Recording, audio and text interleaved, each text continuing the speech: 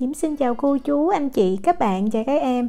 Diễm nhận được yêu cầu về món bánh Bretzels, một món bánh của người Đức ở trong nhóm nấu ăn. Và trong kỳ nghỉ hè vừa rồi ở Thái Lan đó thì Diễm có dịp ăn thử cái bánh này ở tiệm Ambiance.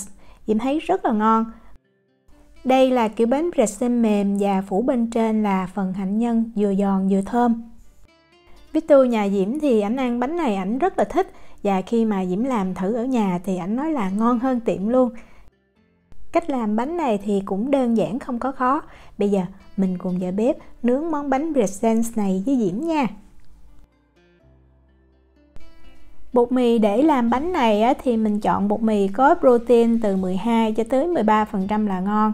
Protein của bột mì Diễm dùng là 12,1%. Cái này mình mua ở Na Uy rất là dễ ha. Ở Việt Nam mình dùng bột mì số 13. Mình cần 500g. Tiếp theo mình có 5g muối, mình dùng muối nhuyễn nha. Đường thì mình cần 100g và mình cũng dùng đường cát nhuyễn. Men nở thì mình cần 10g và men này không cần kích hoạt, mình cho trực tiếp vào trong bột luôn. Men nở thì có hai loại, một loại là men lạc dùng để làm bánh mì bình thường và một loại là men ngọt. Thì Diễm dùng hai loại này thử luôn. Thì nếu mà mình dùng men lạc mình ủ phải 2 tiếng thì cái bánh nó mới nở đạt. Trong khi mình dùng cái men ngọt này thì mình ủ 1 tiếng rưỡi là bột đã nở đủ rồi. Mình có thêm ở đây là 50ml kem tươi. Mình có thể thay bằng whipping cream nha. Sữa thì mình cần 50ml và sữa tươi nguyên kem chưa có tách béo. Kem tươi và sữa tươi mình lấy ngay từ tủ lạnh ra luôn. Lượng nước là 180ml nước và cũng là nước lạnh nha.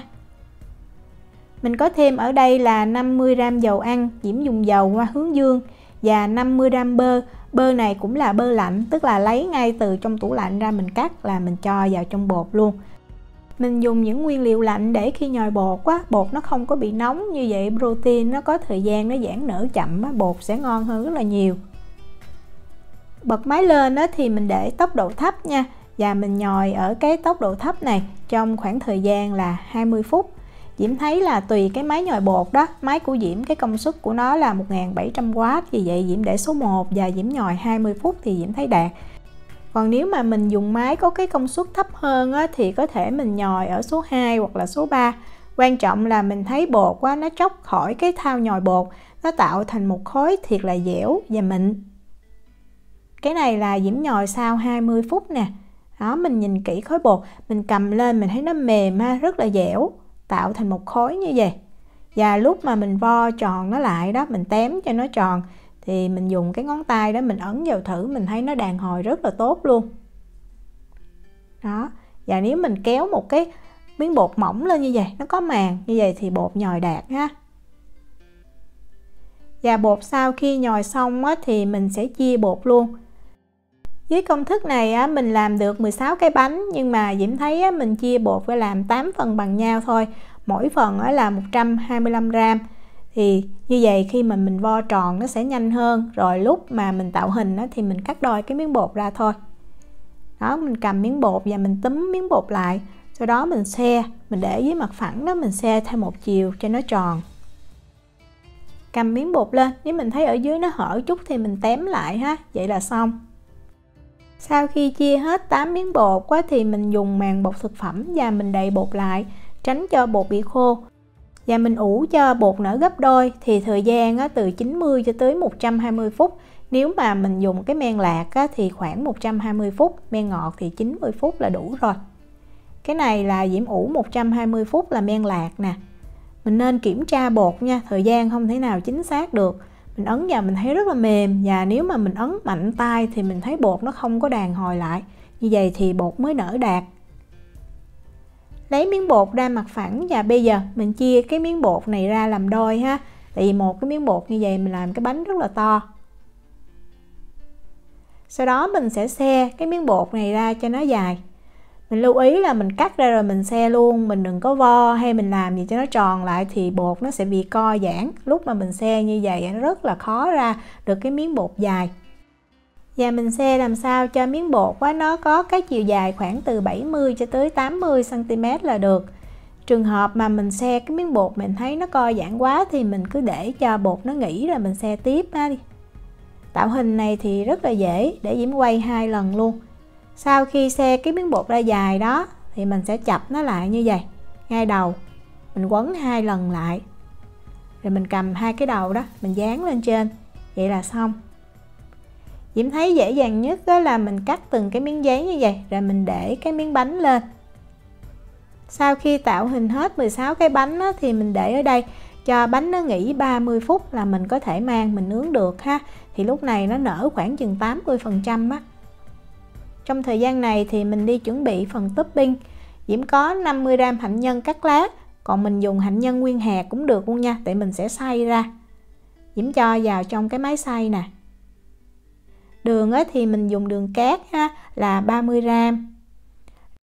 Và mình xay, mình nhấp, mình thả để cho hạnh nhân nó vừa nát là được, đừng có nhuyễn quá, không có ngon.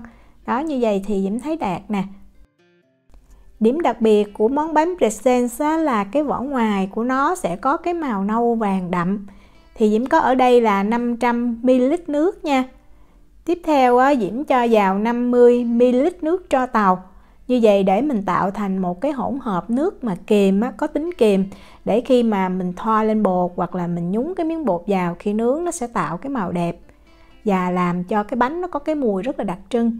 Nước tro tàu thì ở Na Uy mình mua trong tiệm Việt là có. Còn trong trường hợp mà mình không có nước tro tàu thì mình có thể dùng muối nở, tức là baking soda, và mình nướng lên. Muối nở thì mình phải nướng ở một cái nhiệt độ đủ, tức là từ 100 cho tới 120 độ C. Trong khoảng thời gian là 60 phút thì muối nở ở Na Uy Diễm dùng hiệu này. Hoặc là mình cũng có thể nấu một cái nồi nước sôi ha, và mình cho muối nở vào mình nấu cũng được. Nhưng mà Diễm thấy cái đó thì cái tính chất kiềm của nước nó không mạnh bằng khi mà mình nướng cái muối nở lên. Lượng muối nở nó sẽ là 10% so với lượng nước nha. Bánh sau khi Diễm đã để nghỉ được 30 phút thì bây giờ mình cho vào khay mình nướng. Thì một cái vỉ nướng này Diễm thấy mình nướng 4 cái là đủ. Cái lò của Diễm là 76 lít. Và mình kiểm tra ha, bột thực ra mình ấn vào, mình thấy nó đàn hồi nhẹ như vậy. Mình để cho bánh nở hơn cũng được nữa, nhưng mà Diễm thấy như vậy là ngon nhất. Rồi mình lấy cái hỗn hợp nước hồi nãy mình pha với lại nước tro tàu đó, cái hỗn hợp nước kiềm nè, mình phết lên bánh. Thật ra cái bánh này lúc mà mình làm là mình nhúng vào như vậy, nhưng mà Diễm thấy mình nhúng vào lúc mà mình nướng cái đế bánh nó dễ bị cháy lắm. Vì vậy Diễm thấy mình phết lên như vậy là đủ rồi. Nó vừa tạo cái mùi, đồng thời cũng làm cho cái bánh nó có cái màu đẹp. Cái này là tùy mình chọn ha. Ở những tiệm bánh người ta tạo hình xong, người ta cho vào trong tủ đông đá đó, cho bánh nó cứng lại, rồi sau đó lấy ra nhúng vào cái hỗn hợp kiềm. Như vậy cũng được luôn nha. Mình lấy phần hạnh nhân và đường mình rải đều lên trên. Trong trường hợp mà mình cho bánh đã tạo hình vào trong tủ đông đá, lúc lấy ra mình nhúng liền vào trong cái hỗn hợp nước kiềm, rồi sau đó mình cũng rắc hạnh nhân lên như vậy. Thì mình phải đợi cho bánh nó tan đá hoàn toàn, nó nở trở lại thì mình mới mang mình đi nướng nha. Cái cách này thì tiện cho những ai mà muốn làm sẵn cất vào trong tủ đông đá đó. Khi nướng bánh thì mình lưu ý là mình làm nóng cái lò nướng trước nha. Lò nướng nóng đủ rồi thì mình mới cho bánh vào mình nướng. Và bánh này Diễm sẽ đặt ở rãnh giữa của lò. Mình nướng bánh ở nhiệt độ là 220 độ C, 428 độ F trong khoảng thời gian từ 6 cho tới 8 phút. Sau 6 phút mình nên canh ha. Sau 6 phút thì Diễm thấy bắt đầu bánh nó rất là nhanh vàng. Mình nướng nhiệt cao như vậy để bánh nó nở nhanh và nó vàng cũng nhanh như vậy, tạo thành một cái lớp bên trên nó vừa giòn và cái bánh ở trong nó mềm, nó ẩm, nó không có bị khô. Đó, cái này là Diễm nướng được 7 phút nè.